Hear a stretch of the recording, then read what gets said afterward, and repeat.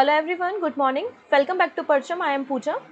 कल हमारा current affairs नहीं हो पाया था, इसलिए 7 और 8 अप्रैल का करंट अफेयर्स आज हम डिस्कस करने वाले हैं। अगर आज की क्लास का पीडीएफ आपको लेना है तो परचम का टेलीग्राम ज्वाइन कर लेंगे। इसके अलावा हमारी 10 अप्रैल को 300 क्वेश्चन की एमसीक्यू रिलीज़ होने वाली है, ये बुकलेट।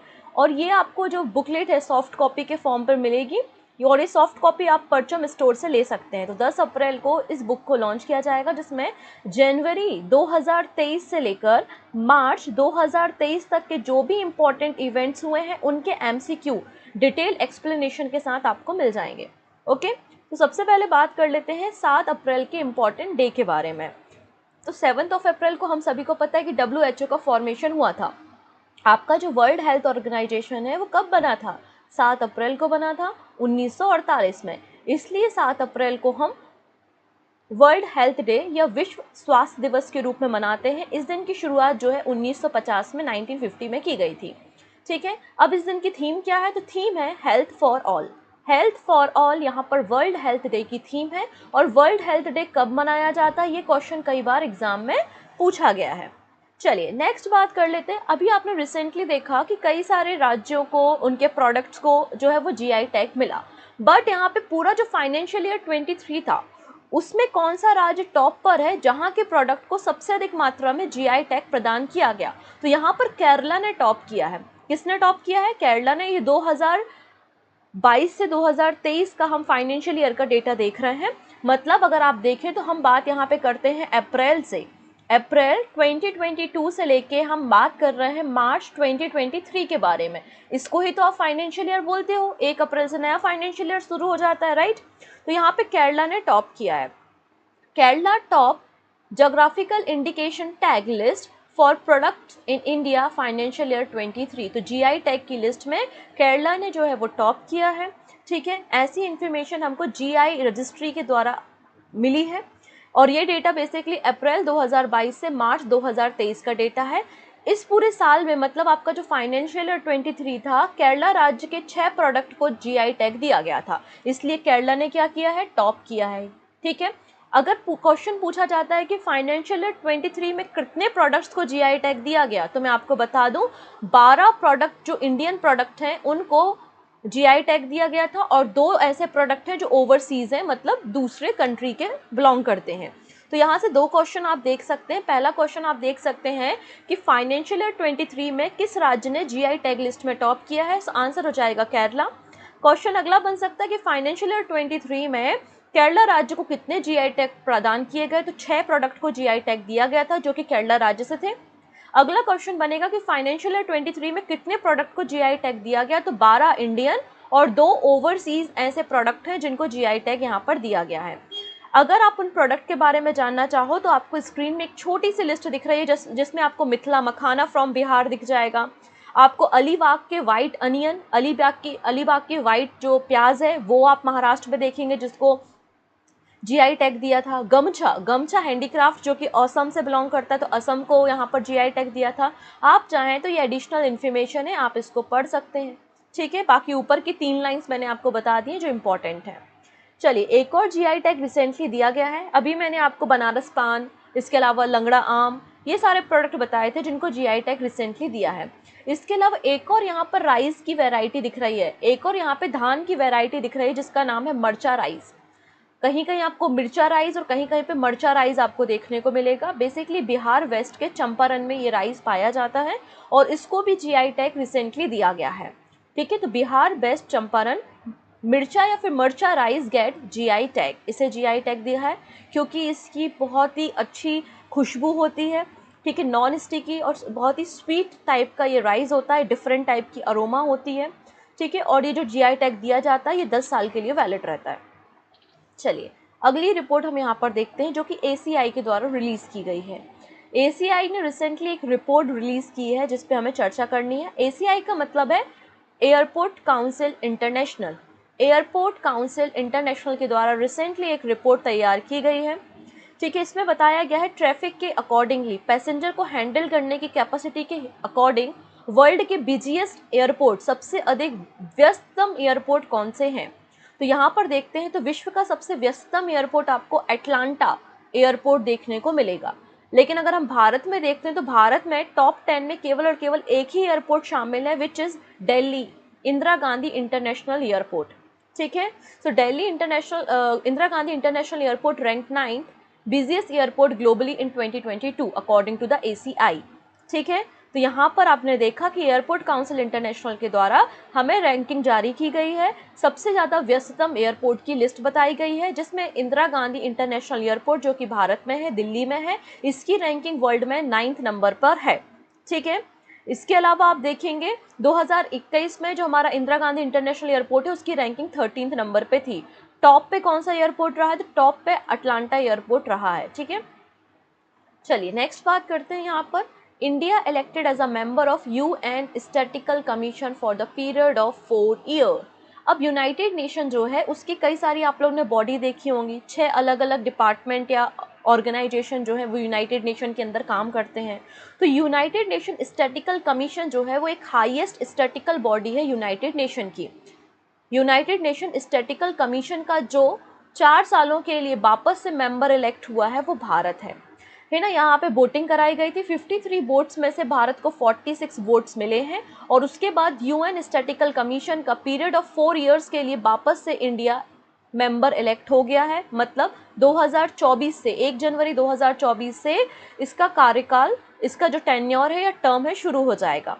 अब यहाँ पे यूनाइटेड नेशन स्टैटिस्टिकल कमीशन जो है उसमें 24 मेंबर्स हैं। यूनाइटेड नेशन इसका पेरेंट ऑर्गेनाइजेशन है और यहाँ पे जो ऑफिस ऑफ टर्म रहेगा वो 4 साल का रहेगा। चलिए एक और लिस्ट यहाँ पे पब्लिश हुई है टाइम 100 की। ठीक है, टाइम 100 पोल यहाँ पे पब्लिश किया गया है। इस पोल में बताया जाता है कि पूरे वर्ल्ड में टॉप 10 मोस्ट इन्फ्लुएंशियल पीपल कौन है, सबसे प्रभावशाली व्यक्ति कौन है। तो इसमें लिस्ट में टॉप किया है शाहरुख खान ने। ठीक है, टाइम मैगजीन के द्वारा हर साल पब्लिश की जाने वाली ये लिस्ट है कि सबसे पॉपुलर, सबसे प्रभावशाली व्यक्ति कौन है। तो बॉलीवुड एक्टर शाहरुख खान का नंबर 1 है। सेकंड नंबर पे आपको ईरान की एक महिला मिल जाएंगे जिन्होंने ह्यूमन राइट के लिए प्रोटेस्ट किया था। थर्ड नंबर पे आपको एक हेल्थ केयर वर्कर मिल जाएंगी जो कि जिन्होंने पैंडेमिक में काम किया। यहाँ पे जो थर्ड पोजीशन है वो बहुत इंपॉर्टेंट है, प्रिंस हैरी थर्ड नंबर पे है। फोर्थ नंबर पे है मेघना मार्कल और 5वें नंबर पे है मैसी। ठीक है, तो ये आपको थर्ड, फोर्थ, फिफ्थ पोजीशन और फर्स्ट पोजीशन याद रखनी है। चलिए नेक्स्ट बात करते हैं यहाँ पे एक और रिपोर्ट के बारे में। ये भी टाइम आउट की रिपोर्ट है। Mumbai is the only Indian city on the list of world best city for public transport. तो वर्ल्ड की बेस्ट सिटी पब्लिक ट्रांसपोर्ट के लिए कौन सी है, उसमें भारत में केवल एकमात्र सिटी शामिल है जिसका नाम है मुंबई। ठीक है, जिसका नाम क्या है? Mumbai. Basically 19 city all over the world survey कराया गया कि सबसे अच्छा पब्लिक ट्रांसपोर्ट, जो पब्लिक बसेस होती हैं या लोकल ट्रेन्स हैं या मेट्रोज हैं, तो उनकी फैसिलिटी कहाँ पर अवेलेबल है। ऐसी 19 सिटीज़ का सर्वे यहाँ पे कराया गया पूरे वर्ल्ड में और उन 19 सिटी में एकमात्र सिटी जो शामिल है वो भारत की है। वो कौन सी है? मुंबई। और मुंबई की जो रैंकिंग है वो 19th नंबर पे ही है, मतलब लास्ट पे ही है मुंबई। ठीक है, Mumbai claimed the last spot, that means 19th spot on the list for the great public transit। ठीक है, इसके अलावा फर्स्ट नंबर पे कौन है? बर्लिन है जर्मनी का। सेकंड नंबर पे प्रयाग है चेक रिपब्लिक का और टोक्यो जापान जो है वो थर्ड नंबर पे आता है पब्लिक ट्रांसपोर्ट के मामले में। चलिए अब एक और रिपोर्ट हम यहाँ पे देखेंगे जो कि FSI मतलब आपका फॉरेस्ट सर्वे ऑफ इंडिया की रिपोर्ट है। इंपॉर्टेंट रिपोर्ट और इसका डेटा इंपॉर्टेंट है, ऐसा कि ऐसा डेटा आपको पेपर में छपा मिल जाएगा। तो इस रिपोर्ट को थोड़ा सा हम अच्छे से समझते हैं। ठीक है, सबसे पहले FSI का फुल फॉर्म क्या होता है? तो फॉरेस्ट सर्वे ऑफ इंडिया है। फॉरेस्ट सर्वे ऑफ इंडिया के द्वारा इस रिपोर्ट को रिलीज किया गया है। बेसिकली जो आपका forest survey of India Dehradun है, बाइनियल मतलब हर 2 साल में इस रिपोर्ट को पब्लिश करती है। सिंस 1987 इस रिपोर्ट को पब्लिश किया जा रहा है। लास्ट जो रिपोर्ट पब्लिश की गई थी वो 2019 में की गई थी। ठीक है, लास्ट सर्वे जो डन हुआ था वो 2019 में हुआ था और फिर 2019 का डेटा यहाँ पर यूज़ किया गया है।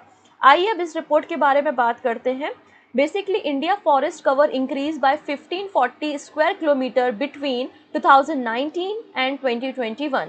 इस रिपोर्ट में हमें बताया है कि Indian state of forest service report हमें बताती है कि भारत में जो फॉरेस्ट कवर है, जंगलों का जो एरिया है, फॉरेस्ट कवर जो है वो 1540 स्क्वायर किलोमीटर से इंक्रीज हुआ है।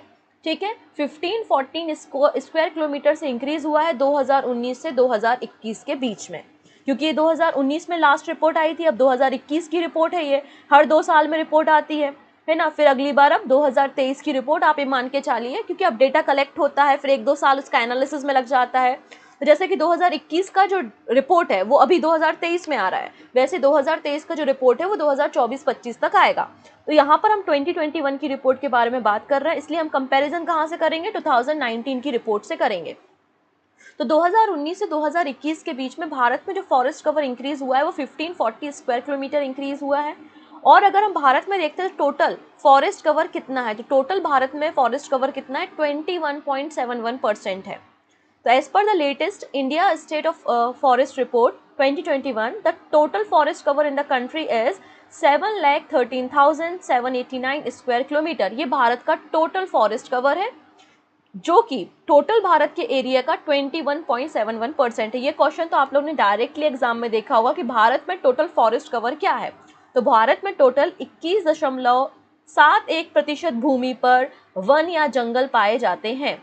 अगर क्वेश्चन पूछा जाए कि भारत के टोटल जमीन के हिस्से पर कितना प्रतिशत जंगल या वन पाए जाते हैं, तो आंसर हो जाएगा 21.71%।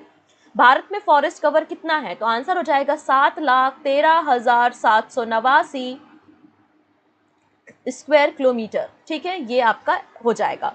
अगर पूछा जाए कि 2021 की रिपोर्ट के अनुसार भारत में कितने वन क्षेत्र में वृद्धि हुई है, तो आंसर हो जाएगा 5040 स्क्वायर किलोमीटर भारत के वन क्षेत्र में वृद्धि हुई है। कब से फॉरेस्ट सर्वे ऑफ इंडिया के द्वारा रिपोर्ट पब्लिश की जा रही है, तो आंसर हो जाएगा 1987 से ये रिपोर्ट पब्लिश की जा रही है। ठीक है, अगली बात यहाँ पे कर लेते हैं, कौन करता है, तो ministry of environment, forest and climate change के अंदर ही आपका फॉरेस्ट सर्वे ऑफ इंडिया काम करता है और उसी के द्वारा ये रिपोर्ट पब्लिश की जाती है। नेक्स्ट बात करते हैं यहाँ पर हम यूईएफए। यूईएफए क्या है, union of European football and association. Union of European Football association के 4 साल के लिए प्रेसिडेंट बन गए हैं अलेक्जेंडर शेफरिन। अलेक्जेंडर शेफरिन जो है वो रीइलेक्ट हुए हैं as a president of union of European Football Association for the period of 4 years. तो 4 सालों के लिए इनका टर्म रहेगा 2027 तक। पहली बार 2016 में प्रेसिडेंट बने थे।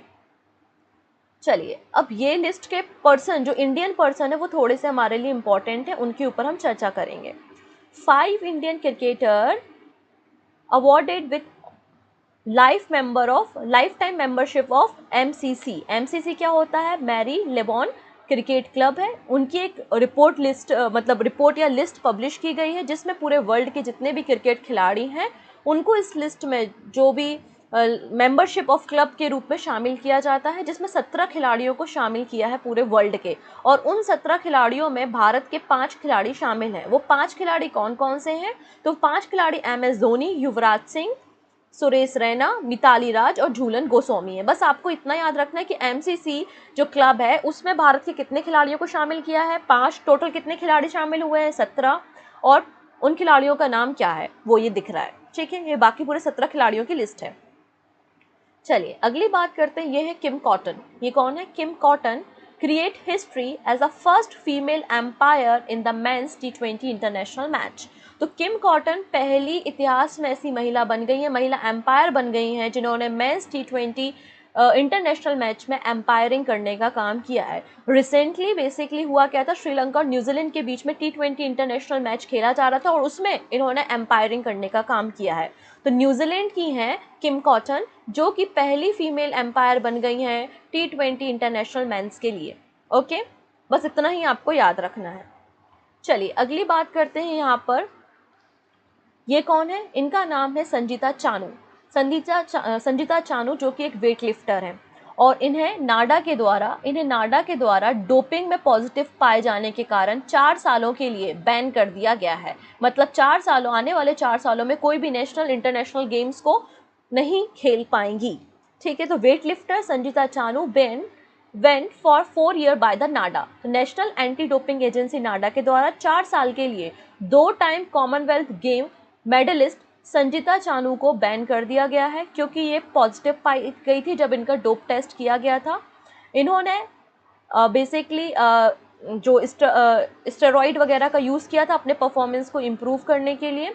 तो बाडा ने पहले ने नेशनल गेम के लिए नेशनल गेम्स में जो है वो बैन किया था। उसके बाद नाडा ने जो है इन्हें सस्पेंड किया था, लेकिन अब ऑफिशियल इन्होंने अनाउंसमेंट किया है कि हम 4 साल के लिए इन्हें बैन कर रहे हैं। इसके अलावा कुछ और पर्सन्स आप देख सकते हैं जो कि डोपिंग में पॉजिटिव पाए गए थे।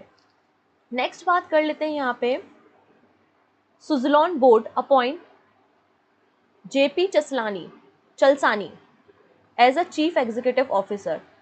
तो इन्हें सीईओ बनाया गया है, ठीक है ना। सुज़लोन एनर्जी के नए सीईओ कौन होंगे? जेपी चलसानी होंगे नए चीफ एग्जीक्यूटिव ऑफिसर, और इन्होंने अश्विनी कुमार को रिप्लेस किया है क्योंकि अश्विनी कुमार ने कुछ समय पहले अपने कुछ पर्सनल रीजन के चलते हुए रेजिग्नेशन दे दिया था। चलिए अगले अपॉइंटमेंट भी थोड़ा सा इंपॉर्टेंट है। हम बात कर रहे हैं NRAI के प्रेसिडेंट के बारे में। National rifle association of India के नए प्रेसिडेंट गवर्नमेंट ऑफ इंडिया के द्वारा किसे चुना गया है? तो आंसर हो जाएगा कलिकेश सिंह देव, जो कि वाइस प्रेसिडेंट थे national rifle association of India के। गवर्नमेंट ऑफ इंडिया ने इन्हें प्रेसिडेंट अपॉइंट कर दिया है, ठीक है।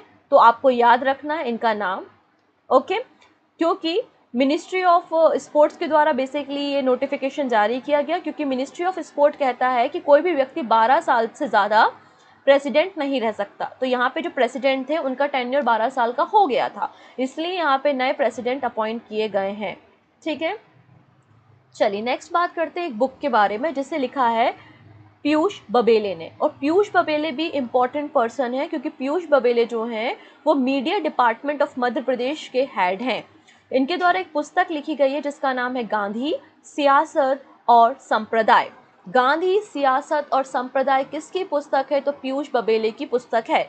और इन्होंने रेफरेंस कहाँ से लिए हैं? तो बाबा साहब अम्बेडकर की पुस्तक थी, बाबा साहब अम्बेडकर की बुक थी पाकिस्तान और द पार्टीशन ऑफ इंडिया। यहाँ से सोर्सेस को उठाकर इन्होंने इस बुक को लिखा है। बेसिकली इस बुक का मकसद क्या है? तो यहाँ पर जो मिथ फैला हुआ है, जो अफवाह या फैली हुई है हिंदू राइट विंग के द्वारा कि महात्मा गांधी जी के कारण पार्टीशन हुआ है देश का, तो इस मिथ को हटाने के लिए लोगों के बीच से इस बुक को लिखा है गांधी, सियासत और संप्रदाय। नेक्स्ट बात करते हैं, देखिएगा हम बात कर रहे हैं फीफा अंडर 17 वर्ल्ड कप 2023 के बारे में। 2019 में डिसाइड किया गया था बेसिकली कि पेरू और इंडोनेशिया दो नाम सामने आए थे जो आने वाले समय में फीफा अंडर 17 वर्ल्ड कप को आयोजित करेंगे। बट यहाँ पे पेरू डिसाइड किया गया था कि पेरू जो है वो अंडर 17 वर्ल्ड कप 2023 की मेजबानी करेगा। बट पेरू ने कहा कि 24 टीम्स आएंगी और हमारे पास इतना बड़ा सेटअप नहीं है, हमारे पास इतनी बॉडीज़ नहीं है कि हम इस पूरे इतने बड़े वर्ल्ड कप को आयोजित कर सके, तो इसने अपना नाम वापस ले लिया है। तो अभी तक नए नाम की अनाउंसमेंट नहीं हुई है कि आखिरकार कौन इसे होस्ट करेगा, पर फिलहाल पेरू ने अपना नाम वापस ले लिया है कि वो आने वाले समय में अंडर 17 मेंस वर्ल्ड कप की मेजबानी नहीं करेगा, जिसका आयोजन कब होना था? तो नवंबर से लेकर दिसंबर 2023 में इसका आयोजन किया जाना था। चलिए अगली बात, अब ये जो न्यूज़ होती है बहुत ही टेम्पररी न्यूज़ होती है। टेम्पररी न्यूज़ का मतलब है कि आपका कुछ समय के लिए रहेगी, वापस से मॉनेटरी पॉलिसी रिवाइज होगी और वापस से इसमें चेंजेस आएंगे। तो जब भी आप एग्जाम देने जाते हैं तो आप इस तरीके की रिपोर्ट को पढ़ते जाएंगे। तो अभी रिसेंटली मॉनेटरी पॉलिसी कमेटी की मीटिंग हुई है, और मॉनेटरी पॉलिसी कमेटी की मीटिंग को हेड कौन करता है? जो गवर्नर होते हैं RBI के, मतलब शक्तिकांत दास जी ने इस मीटिंग को चेयर किया। और यहाँ पे RBI ने कहा है कि भारत का जो रेपो रेट है वो चेंज नहीं होगा। भारत का रेपो रेट जो है वो 6.50% रहेगा। वहीं आपका जो SDF है, स्टैंडिंग डिपॉजिट फैसिलिटी, वो कितना है? 6.25। MSF और बैंक रेट बराबर होते हैं, विच इज़ 6.75%। आपका CRR याद रखेंगे 4.50 कहा है, SLR 18% यहाँ पे कहा है। अगली बात यहाँ पे जो इंपॉर्टेंट हो जाती है, आपको दो ही डेटा याद रखने हैं कि रेपो रेट कितना है, तो 6.50% है। इसके अलावा पूछा जाएगा कि फाइनेंशियल ईयर 24 के लिए भारत की GDP क्या प्रोजेक्टेड की गई है। तो फाइनेंशियल ईयर 24 के लिए भारत की GDP अनुमान लगाया गया है 6.5% according to the RBI monetary policy committee. पहले इन्होंने 2023 में 6.3 कहा था, अब यहाँ पे 2024 में भारत की GDP 6.5 रहने का अनुमान है। वहीं इन्फ्लेशन जो रेट है, मतलब महंगाई दर, वो 5.2% रहने की उम्मीद है, ठीक है। चलिए नेक्स्ट है WTO, मतलब वर्ल्ड ट्रेड ऑर्गेनाइजेशन। इसने भी फॉरकास्ट किया है कि आने वाले समय में ग्रोथ रेट क्या रहेगी। तो World Trade Organization estimates that the global trade growth in 2023 is expected to slow to 1.7%। इन्होंने कहा है कि जो आपकी ग्लोबल ट्रेड ग्रोथ रेट है वो 1.7% रहेगी 2023 में। 2022 में ये डेटा 2.7% था। इसके अलावा इन्होंने रीज़न भी बताया है कि एक्चुअल रीज़न क्या है ये डिक्लाइन होने का, ट्रेड कम होने का। इन्होंने कहा है पहले तो रशिया यूक्रेन का वॉर चल रहा है, इन्फ्लेशन महंगाई दर बहुत ज़्यादा बढ़ रही है, और सभी जो देश है उनके जो सेंट्रल बैंक है उन्होंने मॉनेटरी पॉलिसी को काफ़ी ज़्यादा स्ट्रॉन्ग कर दिया है, ब्याज दरों को बहुत ज़्यादा इंक्रीज कर दिया है। चलिए आईएमएफ के बारे में बात कर लेते हैं। इंटरनेशनल मॉनेटरी फंड, इन्होंने भी ग्लोबल ग्रोथ रेट फॉरकास्ट की है विच इज़ 3%।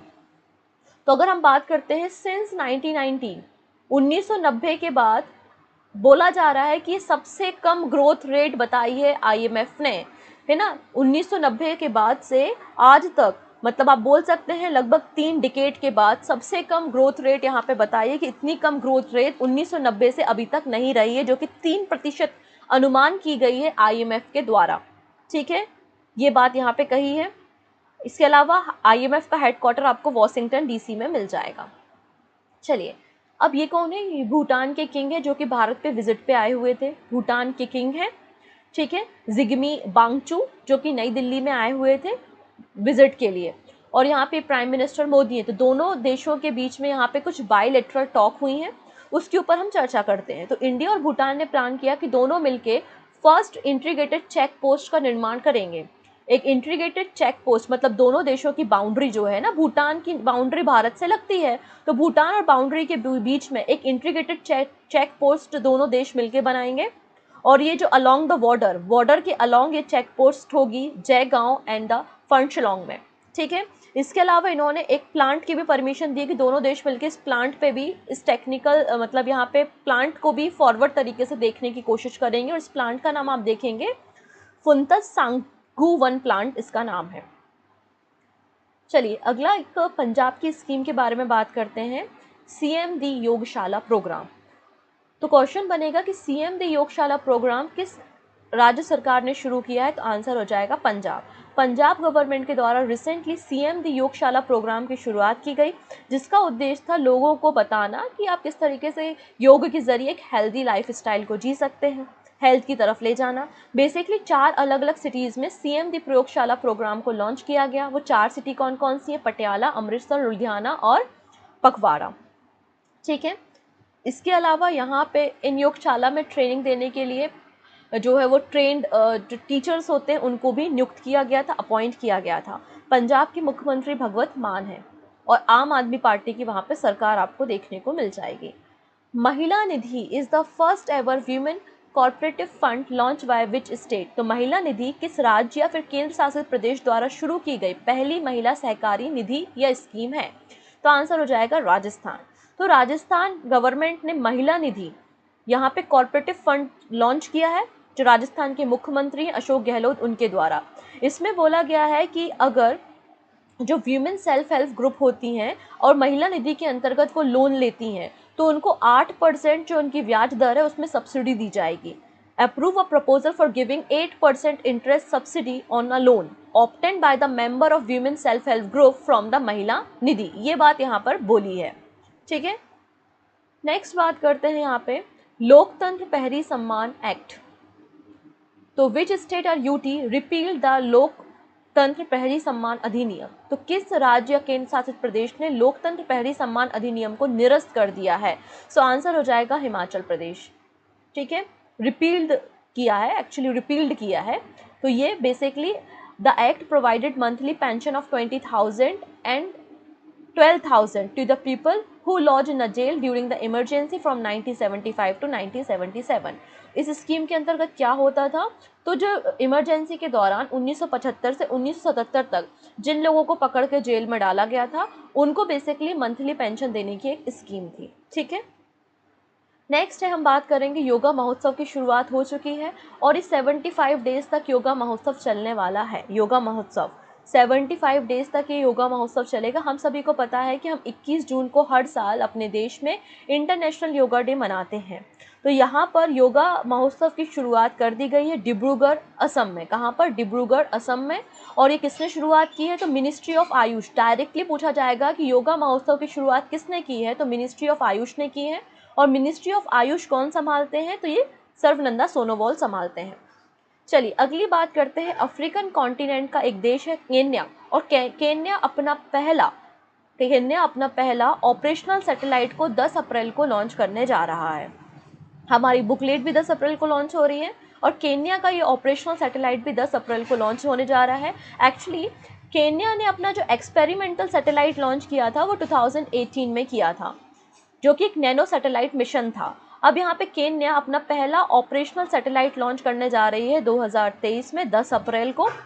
फाल्कन 9 रॉकेट की मदद से कैलिफोर्निया बेस से इसे लॉन्च किया जाएगा। ये एक ऑब्जर्वेशन सैटेलाइट होगी, और ये ऑब्जर्वेशन सैटेलाइट पूरी तरीके से डिज़ाइन एंड डेवलप जो है वो केन्या के द्वारा की है। ठीक है।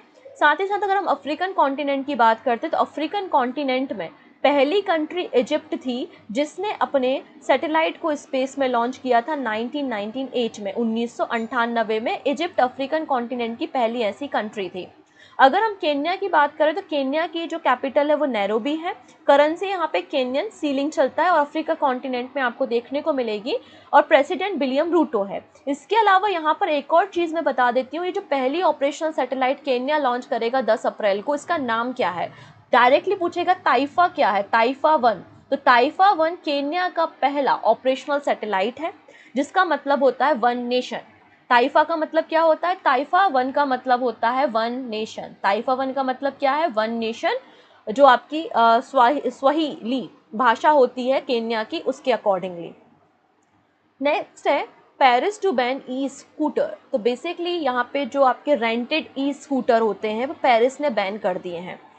आइए पूरी कहानी को हम समझते हैं। बेसिकली एक सर्वे कराया गया था फ्रांस में, जिसमें लोगों से वोटिंग कराई गई थी कि कितने लोग चाहते हैं कि रेंटेड जो ई स्कूटर है उसको बैन कर दिया जाए, और कितने लोग चाहते हैं कि आप इसे कंटिन्यू करें। तो लगभग 85% पॉपुलेशन ने यहाँ पे वोटिंग की थी कि हम चाहते हैं कि जो रेंटेड ई स्कूटर है उनको बैन कर दिया जाए। तो फाइनली पेरिस के मेयर ने ये बात अनाउंस की है कि हम पेरिस में जो रेंटेड ई स्कूटर है उनको बैन करते हैं। अब क्या रीज़न है वो भी यहाँ पे बताया गया है। यहाँ पे बताया गया है कि जो लोग रेंट से ई स्कूटर लेते हैं तो कहीं पे भी उन स्कूटर्स को रास्ते में, रोड पे प्रॉपर पार्किंग में ना लगा के कहीं पे भी छोड़ देते हैं जनरली। तो इससे सेफ्टी कंसर्न बहुत ज़्यादा हुआ है, और कई सारे एक्सीडेंट हुए हैं ई स्कूटर के कारण।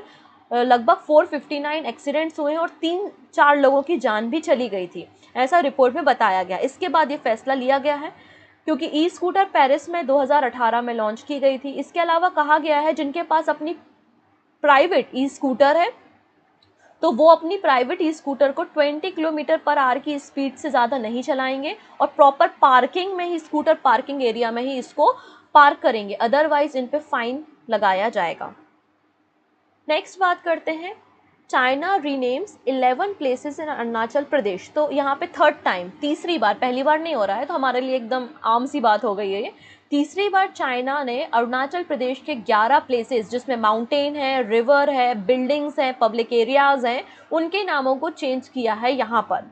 ये तीसरी बार है, क्योंकि चाइना ने इससे पहले 2017 में और फिर 2021 में भी अरुणाचल प्रदेश के कुछ एरियाज़ के नाम चेंज करने की कोशिश की थी। अभी चाइना ने यहाँ पे 11 प्लेसेस इंडिया के अरुणाचल प्रदेश के हैं जिसका नाम चेंज किया है, और इसे सदर्न तिब्बत कहा है। अरुणाचल प्रदेश के उस एरिया को क्या कहा है? सदर्न तिब्बत कहा है। क्लियर है? सदर्न तिब्बत इसे नाम दिया गया है। चलिए नेक्स्ट बात करते हैं। अब इस बात को भी थोड़ा समझते हैं। यूनियन कैबिनेट के द्वारा इंडियन स्पेस पॉलिसी 2023 जारी की गई है। अब ये इंडियन स्पेस पॉलिसी 2023 क्या है? क्योंकि अभी तक इसरो आप क्या काम करता था, ज़रा सोचिए, अभी तक इसरो क्या काम करता था। तो आप देखते हैं कि इसरो लॉन्चिंग व्हीकल जैसे कि PSLV है, GSLV है, इनको तैयार करता है। फिर इसरो क्या करता है? इसरो जो है वो सैटेलाइट बनाने का काम करता है, और फिर इसरो क्या है? सैटेलाइट को लॉन्च भी करने का काम करता है। फिलहाल इसरो ये सब काम कर रहा है। अभी जो नई आपकी इंडियन स्पेस पॉलिसी आई है उसमें कहा है इसरो का ये सब काम नहीं है। इसरो का ये सब काम नहीं है कि वो लॉन्चिंग व्हीकल बनाए, कि वो सैटेलाइट बनाए या सैटेलाइट्स को लॉन्च करे। ये सारे काम तो दूसरी हमारी जो पब्लिक एजेंसीज हैं, पब्लिक बॉडी है, न्यू स्पेस एजेंसी है, वो सब भी कर सकती है। इसरो का काम होगा केवल और केवल नई रिसर्च करना, नए प्रोजेक्ट्स को लॉन्च करना। ठीक है, तो आइए इस पॉलिसी को हम थोड़ा सा समझते हैं।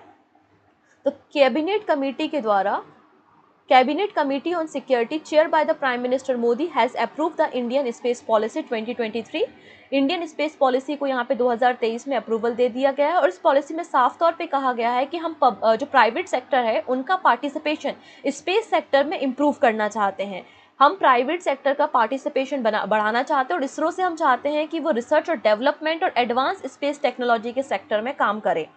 ठीक है ना, ये बात यहाँ पे बोली है। अब जो प्राइवेट सेक्टर की जो कंपनीज इन्वॉल्व होंगी स्पेस सेक्टर में, उनका काम क्या होगा, end to end space activity को नज़र रखना, मतलब सैटेलाइट को बिल्ड करना, रॉकेट और लॉन्चिंग व्हीकल्स को तैयार करना, डेटा कलेक्शन करना, ये सारे काम प्राइवेट सेक्टर की कंपनी के पास होंगे, जिसमें न्यू स्पेस इंडिया लिमिटेड शामिल है, Indian National Space Promotion and Authorisation Centre शामिल है इस नई पॉलिसी के अंतर्गत। अब इसरो को क्या कहा गया है, इसरो को कहा गया है will not do any operational and production work for the space sector. आप कोई भी ऑपरेशनल या प्रोडक्शन वर्क नहीं करो, ना आप रॉकेट लॉन्च करो, ना आप नए सैटेलाइट बनाओ या लॉन्चिंग व्हीकल। आपका काम क्या है, developing new technology, new system and research. ये काम अब इसरो को संभालने को दिया गया है। क्लियर है। इसके अलावा बोला गया है कि जो आपके इसरो और नॉन गवर्नमेंटल एजेंसीज हैं उनके बीच में एक इंटरफेस प्रोवाइड करने का काम है ना, इसरो और दूसरी जो नॉन गवर्नमेंटल एजेंसीज हैं उनके बीच में इंटरफेस प्रोवाइड करने का काम इन स्पेस करेगा। ये बात भी यहाँ पे साफ तौर पे कही गई है।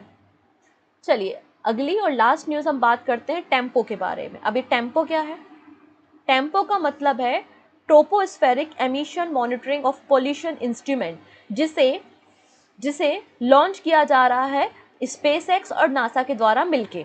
ठीक है, यूएस स्पेस एजेंसी है नासा और एलन मस्क की कंपनी है स्पेसएक्स।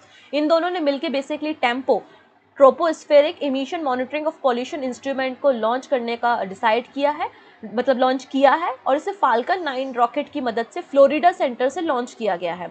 इसका काम क्या होगा, ये एयर क्वालिटी को मॉनिटर करेगा। ये क्या करेगा, आपका एयर क्वालिटी को मॉनिटर करने का काम करेगा। इस तरीके का ये पहला स्पेस बेस्ड इंस्ट्रूमेंट है जो कि मेज़र करेगा air quality over north America. ठीक है, नॉर्थ अमेरिका के ऊपर ये एयर क्वालिटी को मेज़र करेगा, वो भी कैसे, हर घंटे ड्यूरिंग द डे टाइम, दिन के समय हर घंटे ये डेटा को कलेक्ट करके भेजेगा। ठीक है, और टेम्पो जो आपका ये नया आप सैटेलाइट लॉन्च कर रहा है, ये डिश वॉशर साइज़ का ये छोटा सा है और इसका स्लोगन है इट्स अबाउट टाइम। इसका स्लोगन है इट्स अबाउट टाइम। क्लियर। अंत में 2-4 शॉर्ट न्यूज़ है वो और हम देख लेते हैं। गवर्नमेंट ऑफ इंडिया के द्वारा अनाउंस किया गया है कि हम 250 गीगावाट रिन्यूएबल एनर्जी अपनी कैपेसिटी और ऐड कर रहे हैं आने वाले 5 सालों में। आने वाले 5 सालों में हम 250 गीगावाट रिन्यूएबल एनर्जी जो है वो और जनरेट करेंगे, क्योंकि हमारा टारगेट है कि हम 500 गीगावाट्स का टारगेट अचीव कर लें 2030 तक। तो याद रखिएगा क्वेश्चन कैसे बनेगा, क्वेश्चन इतना पूछेगा कि 2030 तक भारत का टारगेट क्या है रिन्यूएबल एनर्जी को जनरेट करने का, या भारत की 2030 तक रिन्यूएबल एनर्जी कैपेसिटी क्या होगी। तो आंसर हो जाएगा 500 गीगावाट्स होगी। ठीक है, अगली बात करते हैं। India plan to give green hydrogen fuel producer incentive worth at least 10% of their cost. यहाँ पे बोला गया है जो भी प्लांट, जो भी कंपनीज ग्रीन हाइड्रोजन फ्यूल को प्रोड्यूस करती हैं उनको उनके टोटल कॉस्ट में 10% तक यहाँ पर इंसेंटिव दिया जाएगा। नेक्स्ट बात की है, Mumbai city will soon gate at least 50 food truck that would function round the clock across all 7 zone in the city. तो मुंबई सिटी में बहुत जल्दी 50 फूड ट्रक लॉन्च किए जाएंगे जो कि 24/7 काम करेंगे। नेक्स्ट है, food and drug administration of UT ने फसई के साथ मिलके, FSSAI के साथ मिलके ईट राइट मिलेट मेला जम्मू में शुरू किया है। तो ईट राइट मिलेट मेला का आयोजन कहाँ किया जा रहा है, तो जम्मू में। ये हमारी कुछ शॉर्ट न्यूज़ थी। अंत में हम बात कर लेते हैं अपने रिवीजन क्वेश्चंस के बारे में, देखते हैं आज की न्यूज़ और लास्ट सेशन में जो हमारी करंट अफेयर्स की न्यूज़ थी उनमें आपको कितना याद है। पहला क्वेश्चन यहाँ पे बोलता है कि मिनिस्ट्री ऑफ हाउसिंग और अर्बन अफेयर्स के द्वारा एक कमेटी का गठन किया है और एक कमेटी इशू सॉल्व करेगी जो भी आपकी इनकम्प्लीट बिल्डिंग या कंस्ट्रक्शन है उनके लिए। तो इस कमेटी के हेड कौन है, तो इस कमेटी के हेड बनाए गए हैं अमिताभ कांत। कौन है? Amitabh Kant. Option D is the right answer. E commerce app pin code किस कंपनी के द्वारा लॉन्च किया है? तो पिन कोड लॉन्च किया है फोन पे ने। PhonePe is the right answer, option C. Next है धवन 2। धवन 2 जो कि fully 3D printed cryogenic rocket engine है, रिसेंटली किस कंपनी के द्वारा इसे लॉन्च किया है? तो स्काई रूट एरोस्पेस ने लॉन्च किया है धवन 2। और इसके पास जो लॉन्चिंग व्हीकल है वो विक्रम 2, विक्रम 1 आपको देखने को मिलेंगे। Retired British player Aamir Khan, ये अपने बॉलीवुड एक्टर आमिर खान नहीं है, ये ब्रिटिश प्लेयर हैं जिनका नाम है आमिर खान। इनको 2 साल के लिए यूके एंटी डोपिंग एजेंसी के द्वारा बैन कर दिया गया है। पूछा जा रहा है आमिर खान का रिलेशन किस स्पोर्ट से है? तो आंसर हो जाएगा बॉक्सिंग। बॉक्सर है आमिर खान। कौन है? बॉक्सर है। ठीक है, नेक्स्ट बात कर लेते हैं यहाँ पे। Who has been ranked as the richest person in the world in the Forbes billionaire list 2023। तो सबसे अमीर व्यक्ति कौन बन गए हैं? तो बर्नार्ड अर्नोल्ट बन गए हैं, ऑप्शन बी। चलो नेक्स्ट क्वेश्चन की तरफ बात करते हैं।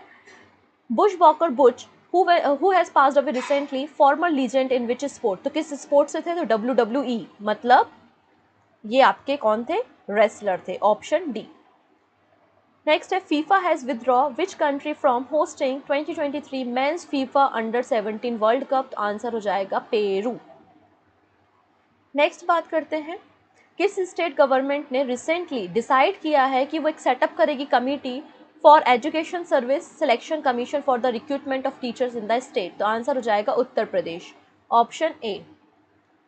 ठीक है, नेक्स्ट बात करते हैं, किस कंट्री का पहला ऑपरेशनल अर्थ ऑब्जर्वेशन सैटेलाइट 10 अप्रैल को लॉन्च होगा? तो आंसर हो जाएगा केन्या।